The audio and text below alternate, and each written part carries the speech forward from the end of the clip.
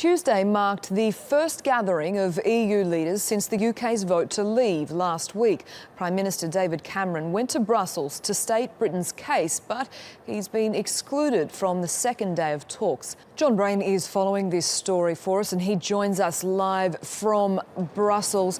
Jon, the Brexit talks went late into the night and from what I can gather from Simon's report, the relations seem to be awkward at best between the UK and the EU right now. Well, awkward, yes, but I think there was more sadness rather than anger with David Cameron for failing to secure victory in that referendum. But that result has left the European Union in basically a crisis.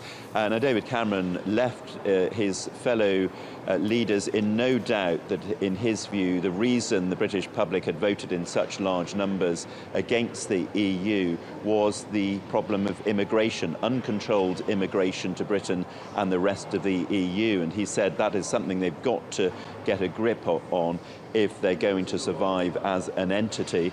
They left him in no doubt that the EU won't allow Britain to cherry pick what it wants from future trade agreements. If it's in the single market, it will have to accept freedom of movement. And that's what the British public, or large numbers of the British public, voted against.